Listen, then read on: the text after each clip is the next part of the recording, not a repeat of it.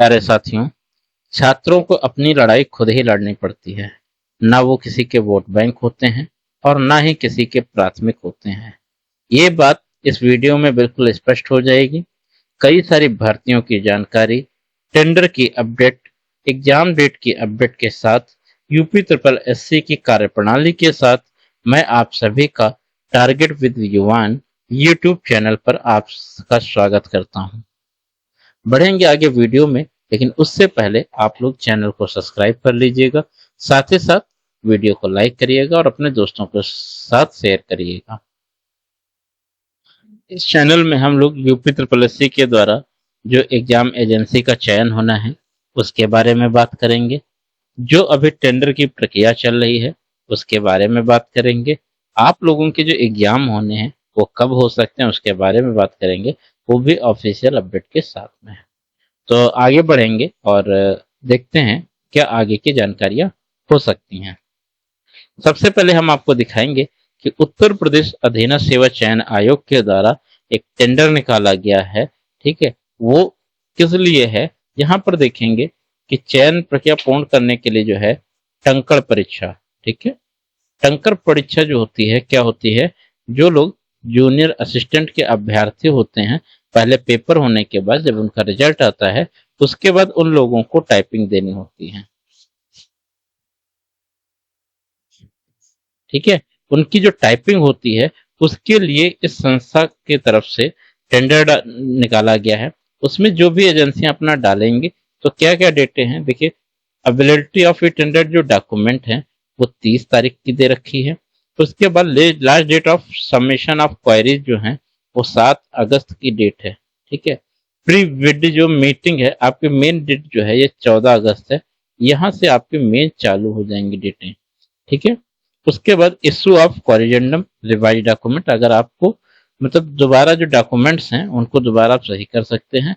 इसके बाद start date of e tender submission जो है वो 29 अगस्त की डेट दे रखा है। 29 अगस्त से जो है आपका टेंडर ये पड़ेगा और 19 सितंबर जो है इसकी लास्ट डेट है और 20 सितंबर जो है ये टेंडर ओपन होगा। उसी में क्लियर होगा कि कौन किस एजेंसी का जो है वो चयन हुआ है। ठीक है, तो अभी आप मोटा मोटा मान लीजिए कि लगभग 1 से 2 महीने जो हैं आपका टेंडर एजेंसी का जो चयन होना है उसमें लग जाएगा, कहीं जाकर के सितंबर लास्ट में। ठीक है, सितंबर लास्ट में ये जाकर के पूरा आपको पता चल पाएगा। और इसके बाद अगर हम लोग बात कर लेंगे कि अगर जूनियर असिस्टेंट की जब ये टाइपिंग कराएंगे तो वो कब तक जाएगी, तो आप मान के अगर सितंबर में इसका चयन हो जाता है तो अक्टूबर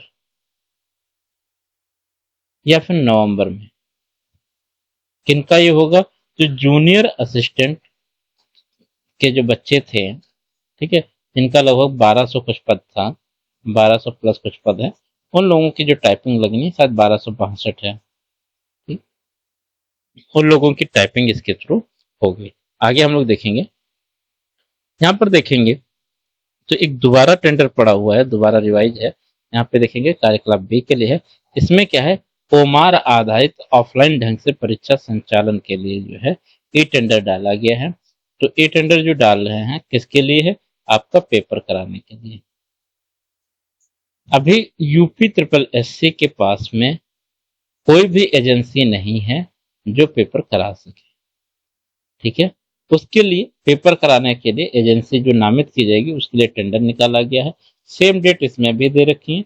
आपके भी डॉक्यूमेंट्स की प्रोसेस चलेगा।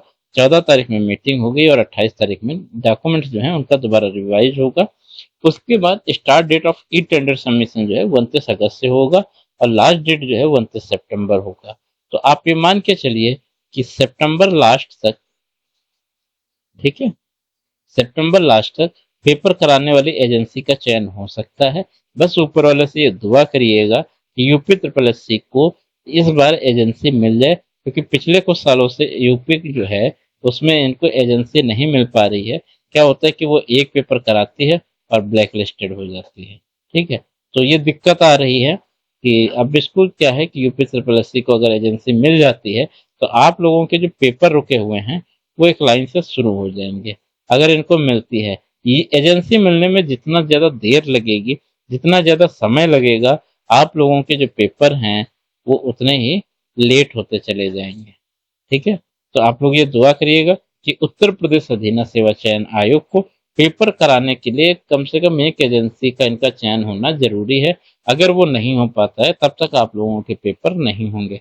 अगर दुआ करिए कि इस बार जो है 20 तारीख में एजेंसी का जो है वो चयन हो जाए।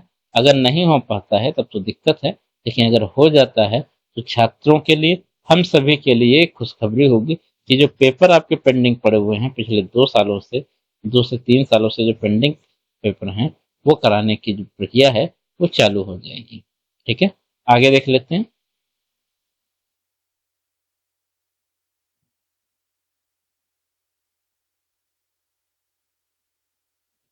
यहाँ पर हम लोग बात करेंगे जूनियर असिस्टेंट टाइपिंग की। ठीक है,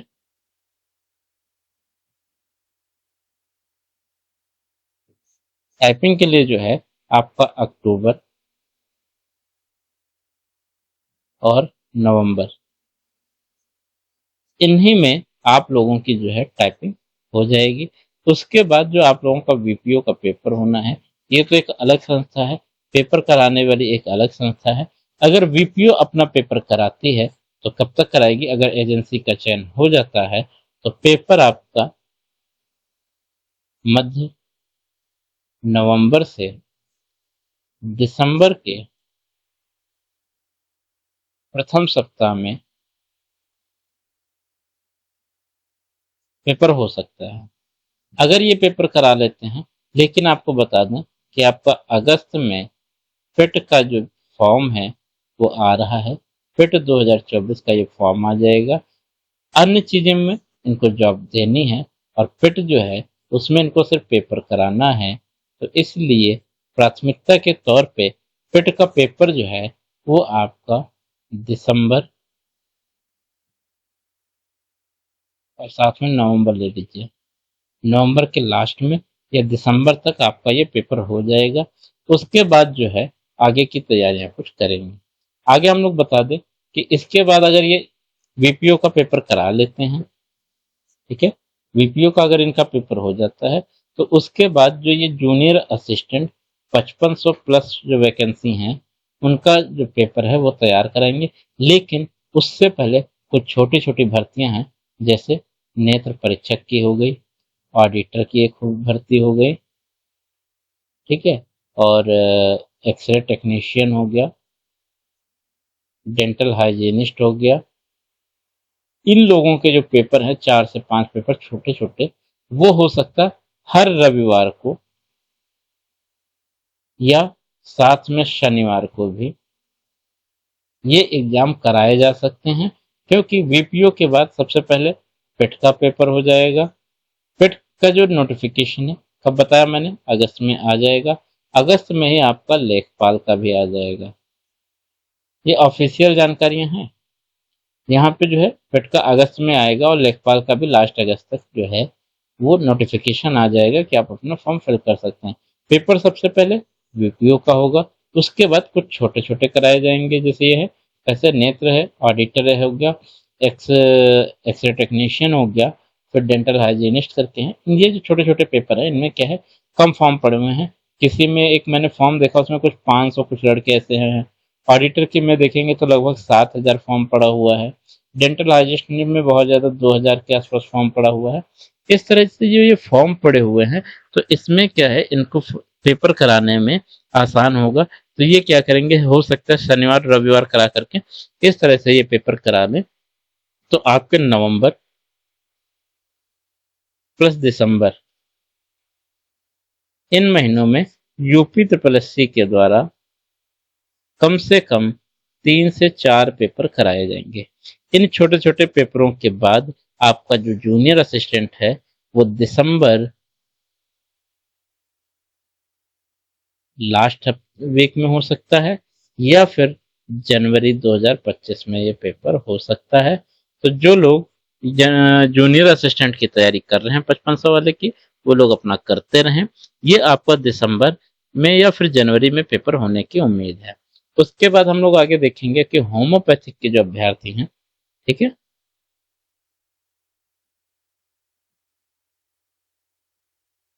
होम्योपैथिक वाले जो अभ्यर्थी हैं इनका भी फॉर्म डाला गया था।